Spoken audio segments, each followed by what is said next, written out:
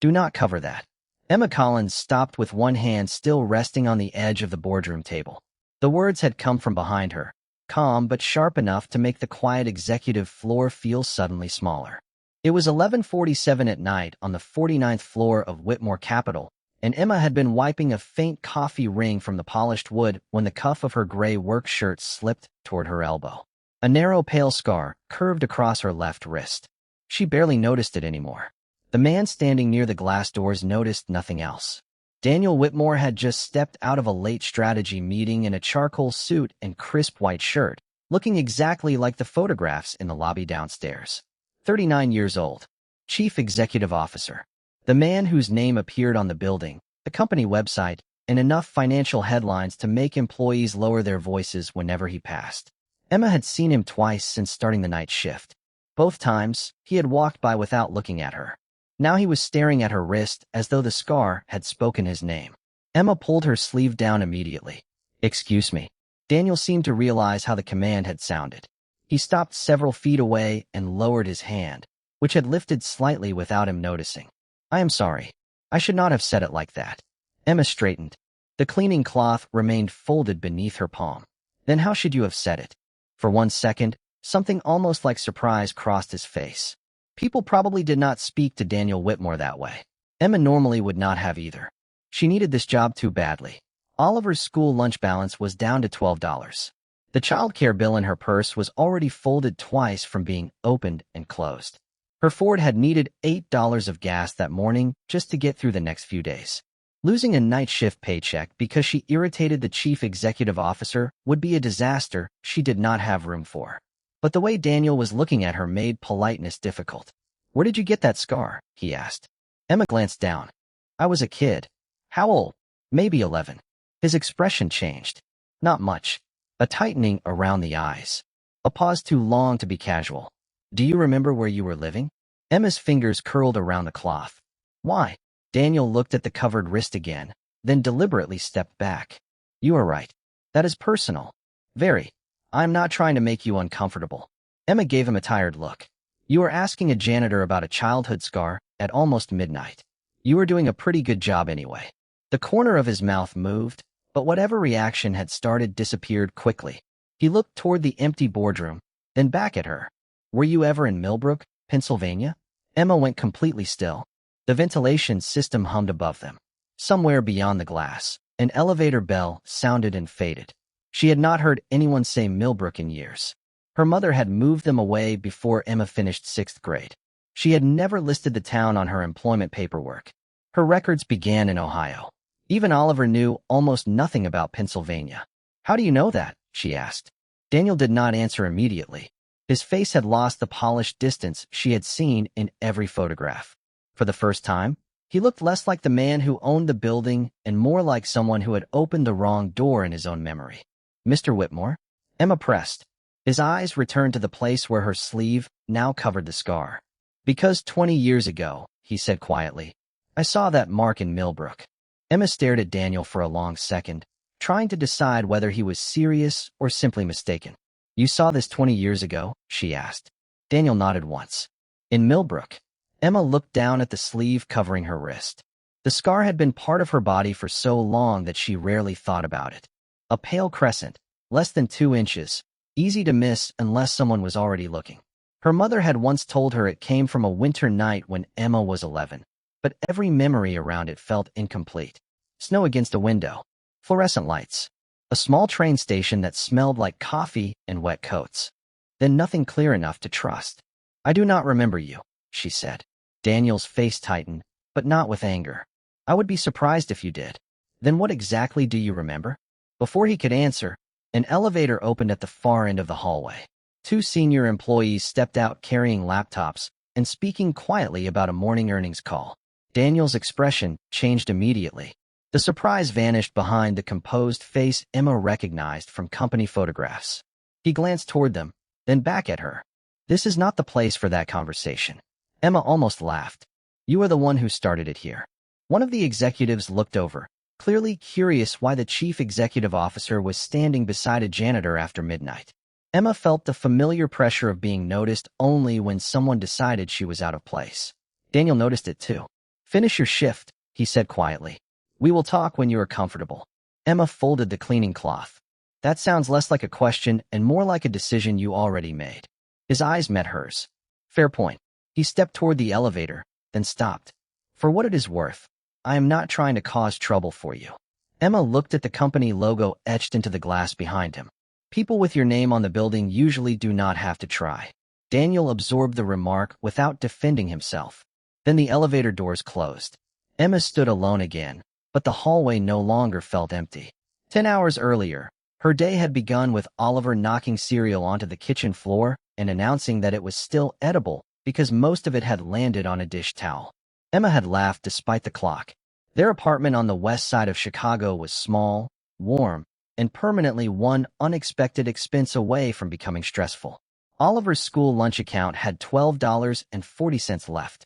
The after-school program had raised its monthly fee. One of Emma's sneakers was held together near the heel with clear adhesive. At the gas station, she had put $8 into the Ford and watched the numbers stop before the tank reached a quarter full. That evening, she packed a turkey sandwich, 1 apple, and a bottle of water into a faded lunch bag before dropping Oliver with Mrs. Alvarez downstairs. Night shift again? Mrs. Alvarez had asked. Emma nodded. At least it lets me get him to school in the morning.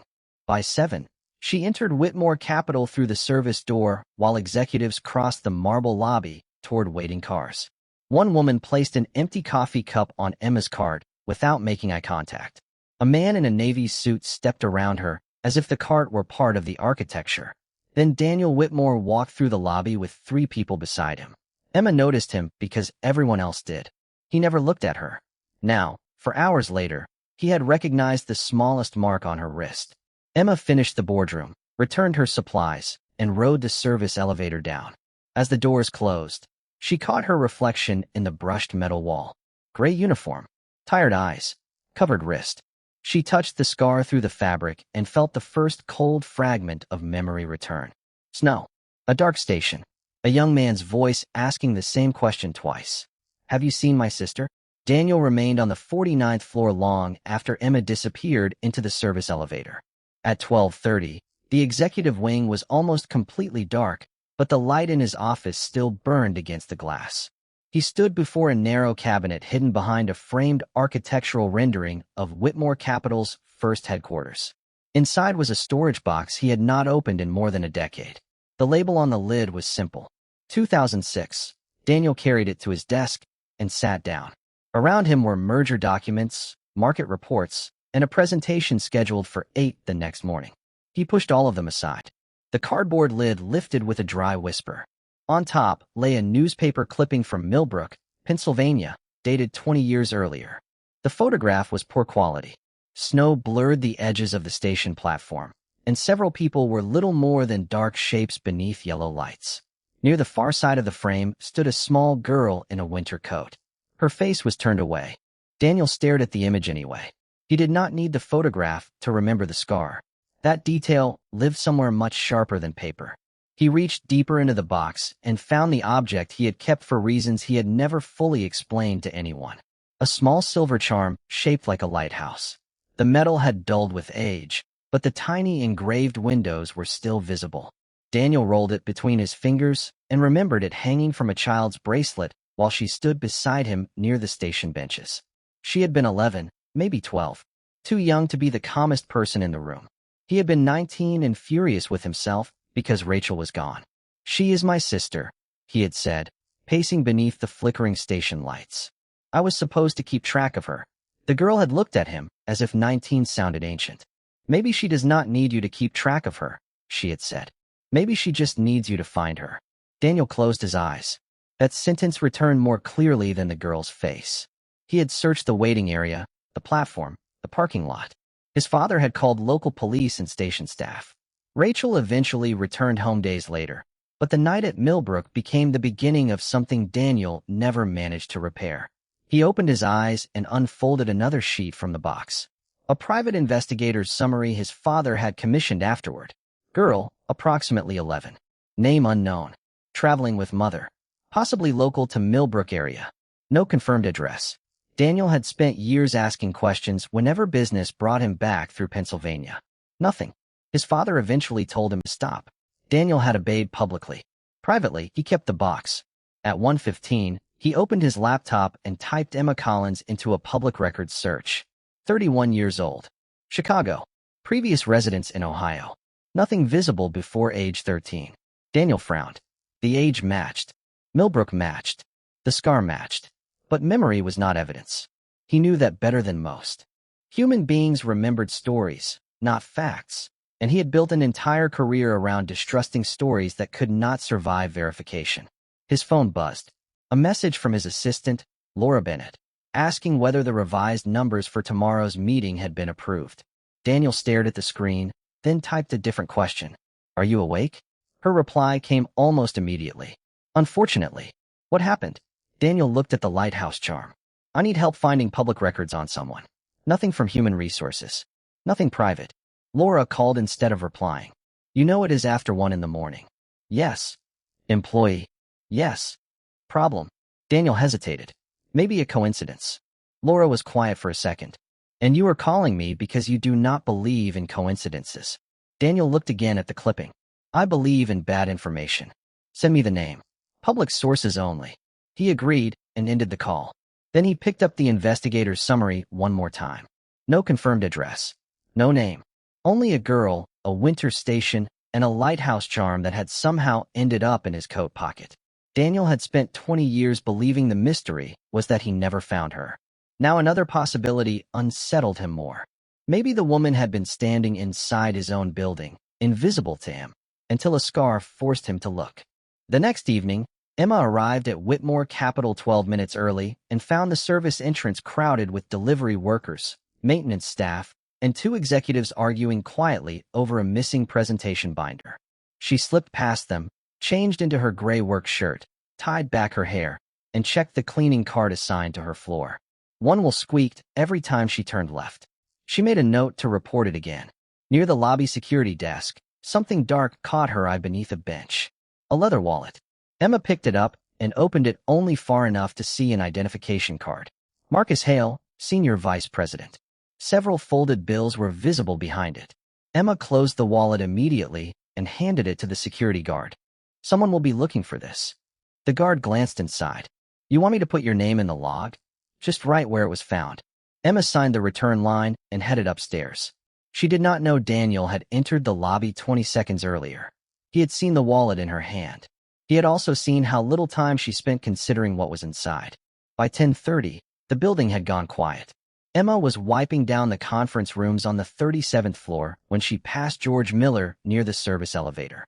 George was 64, worked maintenance, and had the kind of dry humor that made overnight shifts easier.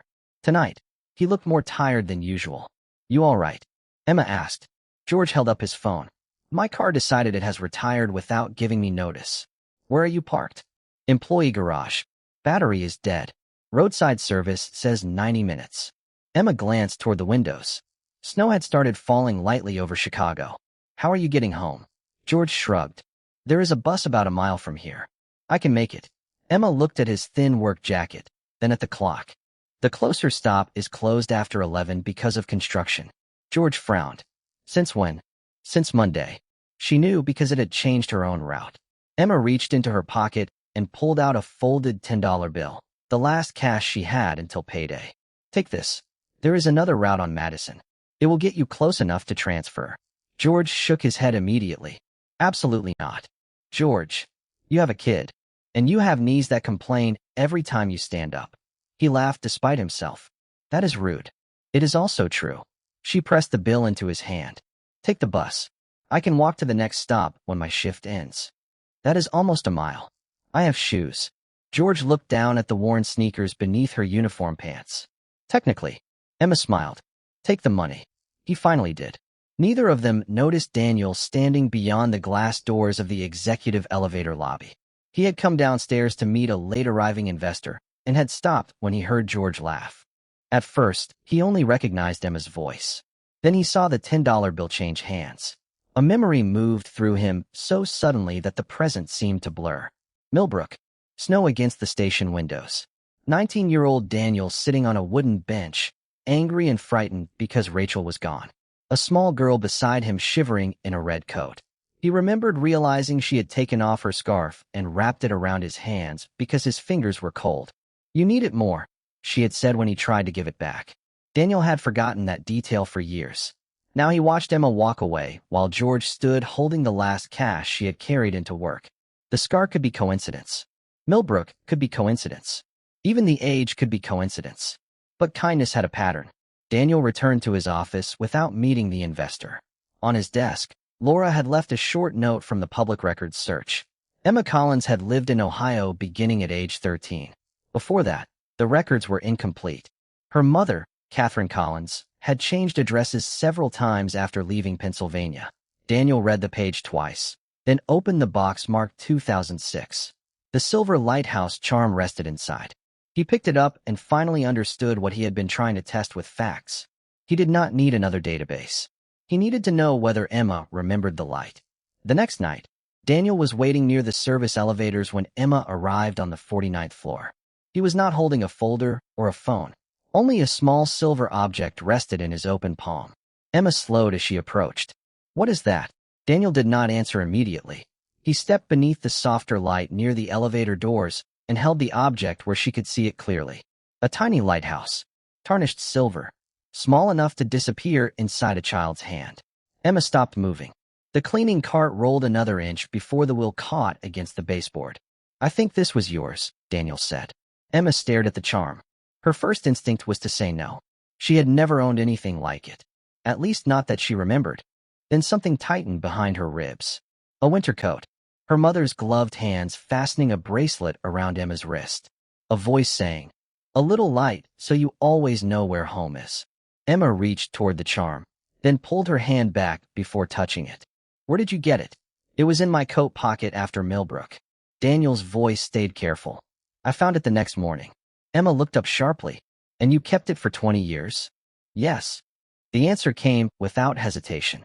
Emma finally picked up the lighthouse. The metal felt cool against her palm. For several seconds, nothing happened.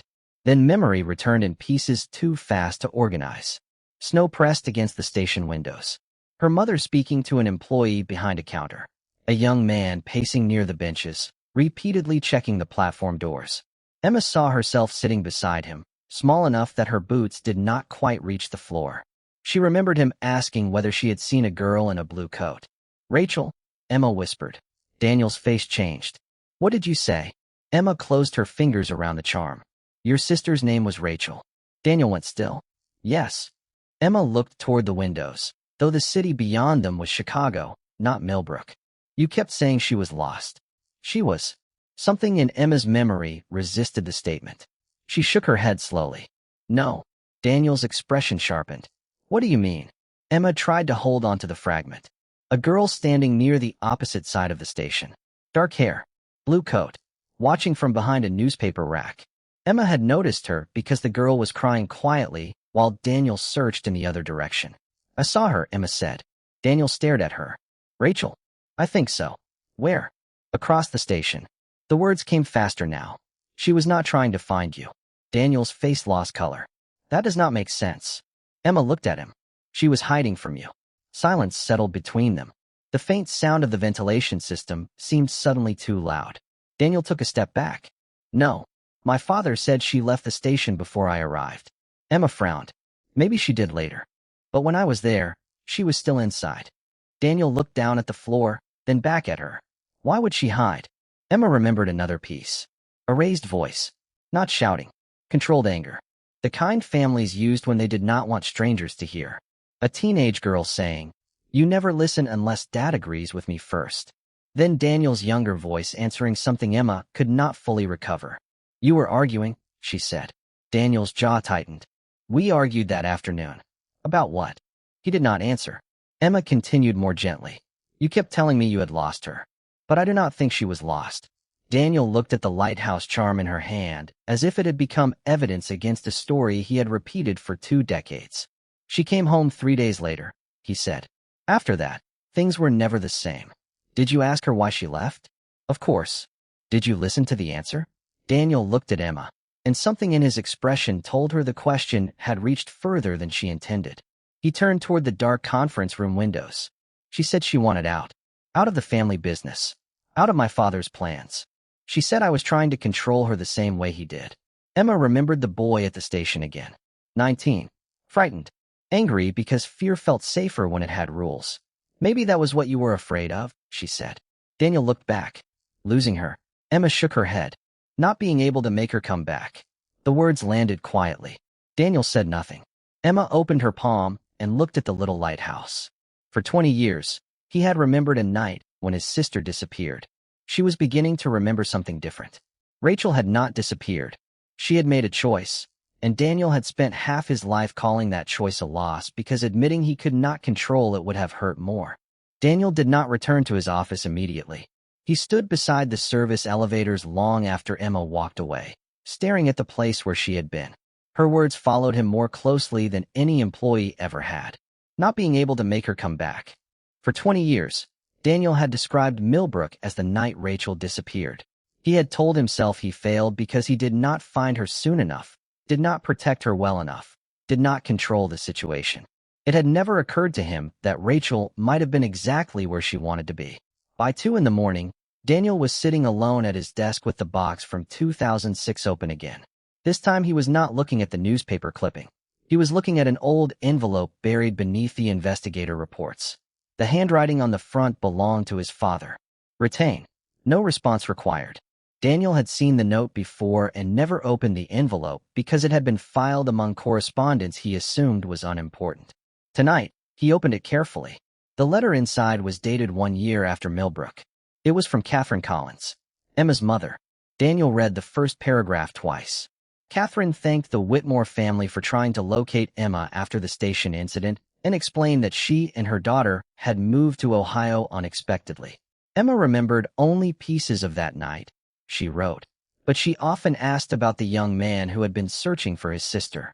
Daniel's hand tightened around the paper. The next lines made him stop. Emma keeps asking whether he ever made peace with Rachel. She says she told him that sometimes people leave because they need room to be heard, not because they want to be forgotten. Daniel leaned back slowly. His father had received this. His father had read it. And then he had written 4 words across the envelope. No response required. The old anger arrived first. Then something harder. Recognition. His father had believed strength meant never chasing anyone who walked away. Daniel had spent most of his adult life proving he had learned the lesson. Rachel moved to Oregon after college. Daniel attended her wedding but left early. When their mother died, Rachel came home for 3 days. They spoke about arrangements, not grief. After that, calls became holiday messages. Holiday messages became nothing. Daniel had blamed distance, work, timing, anything that sounded respectable.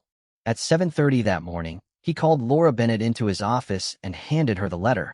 She read it silently. "You want me to find Rachel?" she asked. Daniel shook his head.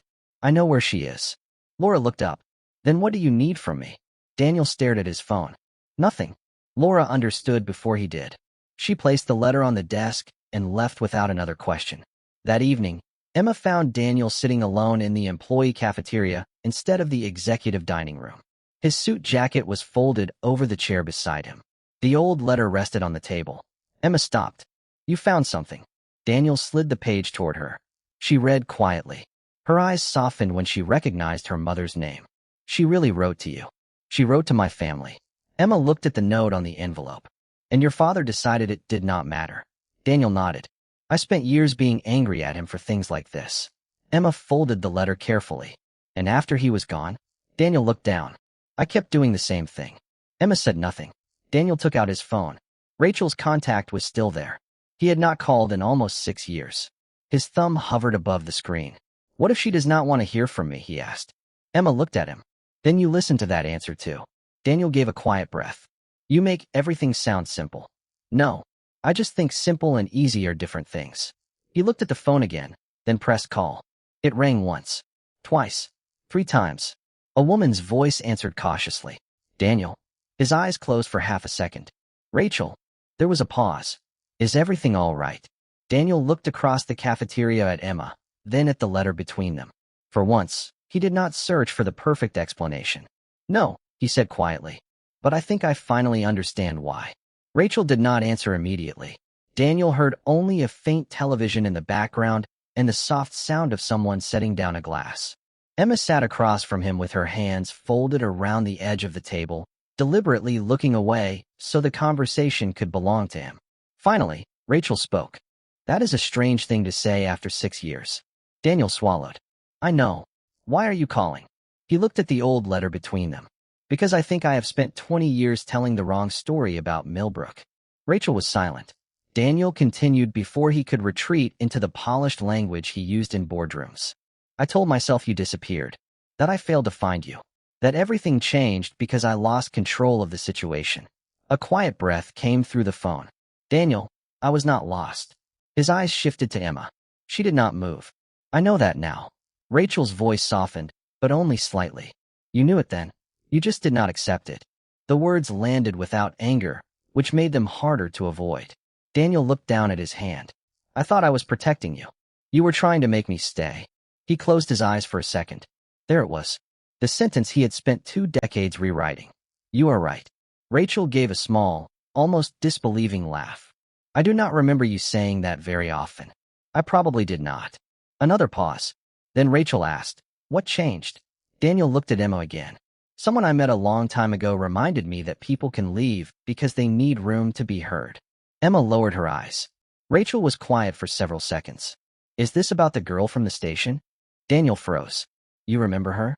"Of course I remember her. Dad told me years later that he tried to find her family." Daniel leaned forward. "He received a letter from her mother." Rachel exhaled. "That sounds like Dad. He never gave it to me." "That also sounds like Dad." For the first time, something in Daniel's chest loosened. Not relief. Something smaller. Permission to stop defending a man who was no longer there. "Rachel," he said, "I am sorry." The cafeteria seemed to shrink around the words. "Not for one night. For all the years after it. I kept waiting for you to come back on terms I could understand." Rachel did not rush to forgive him. "I built a life, Daniel. I know. I am not coming back to the company. I am not asking you to." Another long pause. "I have a daughter now," she said. Daniel closed his eyes again. He knew that. Technically. A holiday card from years ago. A photograph Laura once showed him after finding it online. Knowing was not the same as being part of someone's life. "I would like to know her," he said. Rachel's voice became quieter. "Maybe." Daniel nodded, even though she could not see him. "Maybe is enough." When the call ended, he placed the phone face down on the table. Emma finally looked at him. "How did it go?" "She did not forgive me." "Good." Daniel stared at her. Emma gave a small shrug. "If she forgave you in 10 minutes, I would not believe her." A reluctant smile appeared at the corner of his mouth. She said maybe. "That is more than nothing." Daniel looked at the letter again. "I owe you." Emma's expression changed immediately. "No." "Emma, listen." "I am listening.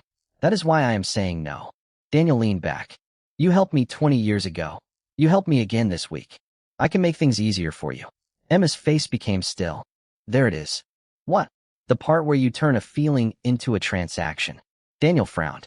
"That is not what I am doing.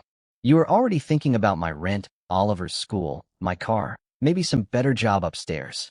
His silence answered for him. Emma looked almost sad. "You do not need to rescue me to prove you became a better man." Daniel said nothing. "If you really want to change something," she continued, "start with the people who cannot sit across from you and tell you no. The cleaners, security, maintenance, the people who keep this building running after everyone important goes home." Daniel looked toward the dark cafeteria windows. "And you?" Emma stood. "I will decide what I need." She picked up her lunch bag, then paused. "Tomorrow, come downstairs before midnight." Daniel looked up. "Why?" Emma met his eyes. "Because you have spent 20 years looking backward. Maybe it is time you saw what is right in front of you." Daniel came downstairs at 11:40 the next night without an assistant, a security escort, or the expression people usually wore when they expected to be impressed. Emma was waiting near the service elevators with a cleaning cart beside her and George Miller leaning against the maintenance desk. "You came?" Emma said. Daniel looked around the lower level. "You sounded like I would regret it if I did not." George gave a quiet laugh. "She has that effect." Emma ignored him and started walking. Daniel followed. The first stop was the contractor break room. 6 plastic chairs, 2 tables with chipped edges, a microwave with a handwritten sign taped across the door. Out of order. The refrigerator hummed loudly enough to compete with the ventilation system. One fluorescent light flickered near the ceiling. Daniel stood in the doorway longer than Emma expected. "How many people use this room?" he asked. "Usually 18 on the overnight rotation," George said. Daniel looked at the chairs again. "And this is the only break room?" Emma nodded. "For cleaning and maintenance on these floors." They moved to the storage area next. 2 carts had wheels held in place with tape. A supply request was clipped to the wall with a date from nearly 7 weeks earlier. Daniel picked it up. "Who approves this?" George hesitated. Emma noticed. Daniel did too. "You can answer honestly," he said. George gave him a careful look. "Facilities procurement, then the contractor account manager, then someone upstairs who probably never sees the cart." Daniel read the request again. "And if no one responds?" George shrugged. "We make it work." The phrase followed Daniel through the rest of the tour. "We make it work." A security officer buying his own lumbar cushion because the desk chair caused back pain. Overnight staff bringing food from home because the cafeteria closed before their shifts began. A cleaner waiting 3 weeks for replacement gloves in her size. None of it was dramatic enough to become a crisis. That was the problem. Small inconveniences became permanent when the people carrying them had no reason to believe anyone important would notice. At 12:20, Daniel stopped near the loading entrance and looked back at Emma. "How long have you known about all this?" "I have worked here less than 2 weeks. "That was not my question." Emma folded her arms. "Long enough to realize nobody downstairs thinks reporting problems changes anything." Daniel glanced at George. George did not disagree. For once, Daniel had no immediate solution ready. Emma watched him resist the urge to make promises on the spot. "This is where you usually say you will fix everything tomorrow," she said. Daniel looked at her. "I was thinking it." "I know. And that would be wrong. Some things can be fixed tomorrow. A microwave. A chair. A cart." Emma nodded toward the hallway.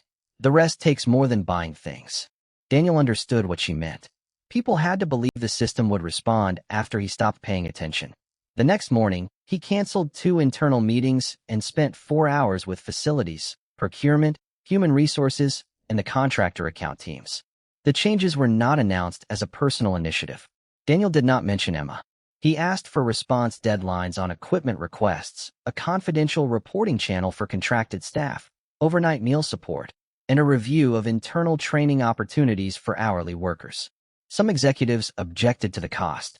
Daniel asked them to calculate the cost of replacing experienced workers who left because no one listened.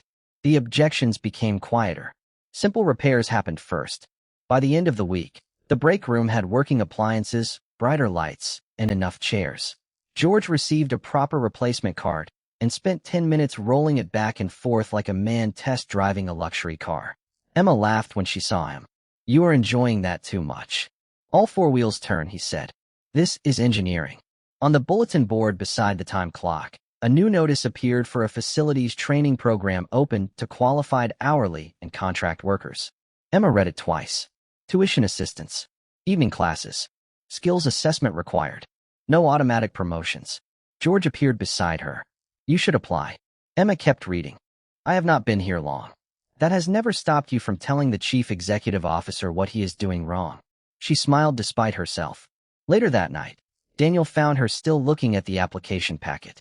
"For the record," he said, "I did not put your name on that." Emma looked up. "Good. If you apply, you take the same assessment as everyone else." "Better." Daniel nodded. "Rachel called me today." Emma's expression softened. "How did that go?" 23 minutes. Mostly weather, her work, and her daughter." "That sounds normal." Daniel looked almost surprised by the word. "It did." Emma folded the application and placed it carefully inside her bag. Daniel glanced at it, then at her. "You going to apply?" Emma picked up the cleaning cloth from her cart. "I am going to decide for myself." This time, Daniel smiled. "I am learning that is usually the right answer." 6 months later, Emma stepped out of the employee elevator on the 34th floor wearing a navy blouse, black slacks, and an identification badge that read Assistant Facilities Coordinator. The title still felt strange when she saw it printed beneath her name. She had earned it one evening class at a time, usually after cleaning shifts and before getting home late enough to find Oliver asleep on the couch with a library book open across his chest. The training program had not been easy. Emma failed her first practice assessment, passed the second by 3 points, and nearly quit during the budgeting module because numbers on a spreadsheet felt very different when every mistake looked permanent. George refused to let her quit. "You have spent years solving problems without a budget," he told her. "Imagine what you can do when they finally give you one." He was right. Oliver celebrated her final score by drawing a lighthouse on printer paper and taping it to the refrigerator. Their apartment had not changed much. The kitchen chair still wobbled. The Ford was still older than some interns at Whitmore Capital. But the repair light was gone, the school lunch account stayed funded, and Emma no longer stood in grocery aisles calculating whether apples could wait until payday. Stability had arrived quietly. She trusted it more that way. Whitmore Capital had changed quietly too. Overnight workers now had access to meal vouchers. Equipment requests had response deadlines. Contract staff could report problems without routing everything through a supervisor. The service break rooms had been repaired, but Daniel learned quickly that furniture was easier to replace than habits. So he kept showing up. Not every night. Not for photographs. Enough that people stopped assuming his visits meant someone was about to lose a job. He still ran meetings with the same exacting standards. He still disliked vague answers and late reports. But he listened longer before deciding what a problem meant. George claimed that was Daniel's most expensive improvement because it required time. On a cold October afternoon, Emma was checking a maintenance schedule near the main lobby when she noticed Daniel standing beside the windows with a woman she had never met. Emma knew immediately. Rachel had Daniel's blue eyes, but none of his careful stillness. She spoke with her hands, laughed without lowering her voice, and stood as though the building belonged to nobody in particular. Daniel saw Emma and lifted one hand. Rachel followed his gaze. "You must be Emma," she said when they approached. Emma smiled. "I have been told that before." Rachel looked at Daniel. "He told me about Millbrook." Daniel adjusted his cuff, suddenly more uncomfortable than he ever looked in a boardroom. "Not every detail." "Enough," Rachel said. She turned back to Emma. "Apparently you gave my brother good advice when you were 11. Emma glanced at Daniel. "Apparently he needed 20 years to use it." Rachel laughed. Daniel sighed. "I am surrounded." The moment was simple. That was what made it believable. Rachel was not moving back to Chicago. She was not joining the company. She and Daniel were having dinner. Then she was flying home to Oregon the next morning. They were not repairing 2 decades in one weekend.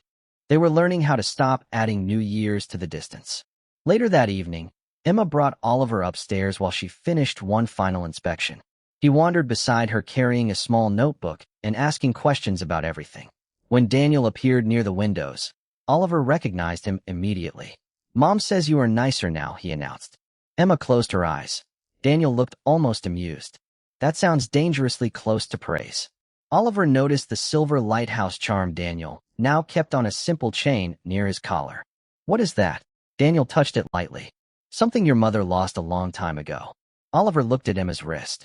Her sleeve had shifted above the pale scar. "Is that from the same story?" Emma nodded. Oliver studied it with the serious concentration children reserved for things adults made complicated. "Does it still bother you?" Emma looked down at the mark. For years, she had barely remembered why it existed. Then Daniel had appeared, and the scar became snow, station lights, her mother's voice, Rachel in a blue coat, and a frightened 19-year-old trying to control something that could not be controlled. Emma smiled softly.